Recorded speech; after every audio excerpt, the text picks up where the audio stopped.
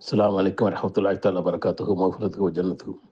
மோமின் என்பவர் யாருன்னா, குர்ஆனை முழுமையா நம்பக்கூடியவர். அதாவது குர்ஆன்ல 6666 ஆயத்துகள் இருக்குன்னா, எல்லா ஆயத்துகளையும் முழுமையாக நம்பக்கூடியவர், ஏற்றுக்கொள்ளக்கூடியவர். ஒரு ஆயத்த அவர் பிடிக்கல அப்படின்னா கூட அவர் மோமினாக ஆக மாட்டார். மோமினாக ஆக மாட்டார். இன்னொருத்தர் இருக்காரு, 6666 ஆயத்துகளையும் ஏற்றுக்கொள்றார். ஆனா அவரால் செயல்படுத்த முடியல. இவர் மோமின். ஆனா இன்னொருத்தர் மோமின்னு சொல்லிக்கிட்டு ஒரு ஆயத்தை நான் ஏற்றுக்கொள்ள மாட்டேன் அப்படி சொன்னா இவர் ஒரு மோமினா இருக்க மாதிரி இவர் காஃபிர் ஆயிடுவார். இது தங்களுக்கு தெரிஞ்ச விஷயம்தான். அதே மாதிரி ஹதீஸ்களையும் பல விஷயம் சொல்லப்பட்டிருக்கு. மறுமையை பற்றி, சொர்க்கத்தை பற்றி எல்லாம் அழகான விஷயம் சொல்லப்பட்டிருக்கு. ஹதீஸ்கள், குர்ஆன் ஹதீஸ்களில் சொல்லப்பட்டிருக்கிற சொர்க்கத்துடைய இன்பங்கள், அந்த ஹூரல் இனங்கள், அவங்களுடைய அழகு விவரங்கள்னு தெளிவாக சொல்லப்பட்டிருக்கு.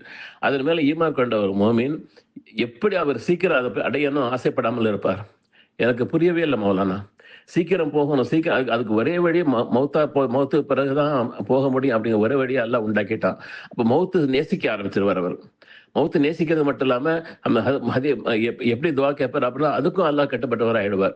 நபி ஸல்லல்லாஹு அலைஹி வஸல்லம் அந்த மாதிரி எது மௌத்துங்கிறது எனக்கு ராகத்தோ நல்ல விஷயமோ அது எனக்கு கொடுத்துரு, எது மௌத்தாக உயிரோட வாழ்றது எனக்கு நல்லதோ அது எனக்கு கொடுத்துரு அப்படிங்கிற மாதிரி சாய்ஸ் அல்லாஹ் கொடுத்துருவார்.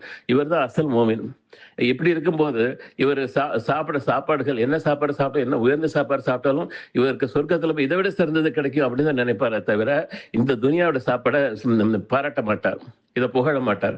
அது போல மனைவியோட உடலுறவு கொள்றப்பையும் இவர் இந்த உடலுறவை விட சிறப்பான சூப்பரான உடலுறவு இன்பம் எனக்கு மறுமையில சொர்க்கத்துல ஹூரல் மூலம் கிடைக்கும் அப்படின்னு நினைப்பாரே தவிர இந்த மனைவி தான் அழகி, இவதான் பேரழகி, இவளை நான் நேசிக்கிறேன் அப்படிலாம் சொல்ல மாட்டார். அப்படி ஆனா யார் இதை இந்த உலகத்தை பெருசா நினைக்கிறாங்களோ அவங்க தான் அவங்க என்ன செய்வாங்க, இந்த மனைவியோட இன்பம் அனுபவிச்சது போதும், வெறுத்து போச்சு, அழுத்து போச்சு, வேற ஏதாவது பெண்ணு கிடைக்குமான்னு சொல்லி இதெல்லாம் செய்ய ஆசைப்படுவார் அப்படின்னு நான் சொன்னேன்.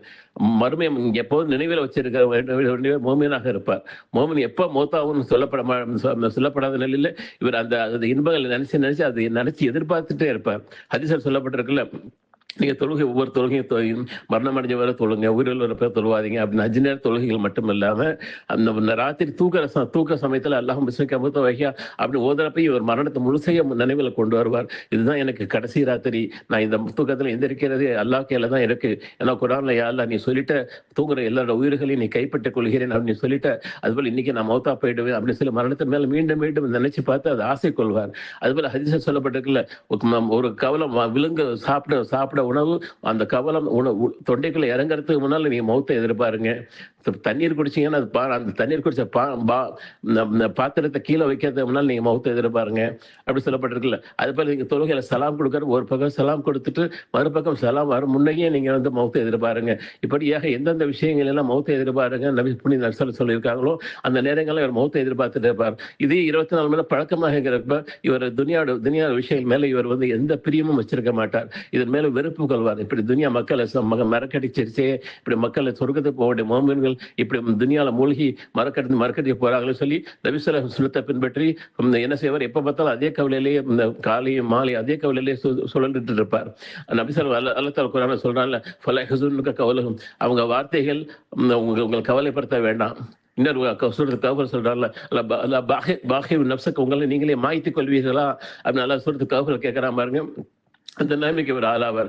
அப்படிப்பட்ட ஒரு எப்படி இது சூரத்து முனாஃபிக்குன்னு வருது, ராமனும் இன்ஃபிக்கும் இம்மா ரசக்கனாக்கும் மீன் கபலி ஐயத்துக்கள் மௌத்து வரத்துக்கு உங்க பொருள்களை செலவுகளுங்கன்னு சொல்லி அல்லாஹ் தஆலா இப்னு அப்பாஸ் ரலியல்லாஹு அன்ஹு சொல்றாங்க, இது மோமின்களுக்காக உரிய ஆயத்து. இது மோமின்கள் தான் என்ன செய்வாங்க, மரணம் அடையறதுக்கு விரும்பாம கொஞ்சம் தவணை கேட்பாங்க அப்படின்னு சொல்றாங்க. இது எவ்வளவு பெரிய தப்பான பாவமான விஷயமா இருக்கு. காலமெல்லாம் நேசிச்ச சொர்க்கத்துக்கு போற சொர்க்க காட்சிகள் கண்ணுக்கு காண்பிக்கும் போது கிடைக்கிற இன்பம் இருக்கு, அது பெரிய இன்பம். அந்த இன்பம் கிடைக்கிறதுனால இந்த மோமின் சொல்லப்பட்டவர் இவர் என்ன செய்வாரு, கொஞ்ச நாள் தவற கூட திருப்பி நான் உலகத்துக்கு போய் செலவு பண்ணி நல்லவனாயிட்டு வர அப்படின்னு ஆசைப்படுவார். அதனால நம்ம இந்த உலக வாழ்க்கை நம்ம ஏமாத்திடக்கூடாது மௌலானா. அதை மீண்டும் மீண்டும் தெளிவா இந்த சப்ஜெக்டை கொண்டு வாங்க. உலக வாழ்க்கை நம்மளை ஏமாத்துது, உலக வாழ்க்கை நம்மளை ஏமாத்துது, உலக வாழ்க்கை நம்மளை ஏமாத்துது. உலக வாழ்க்கைன்னா ஹராமா சம்பாதிக்கிற பல பேர் நினைச்சிருக்கிறாங்க. ஹலாலான சம்பாத்தியமே அதுக்கு பேர் உலக வாழ்க்கை தான்.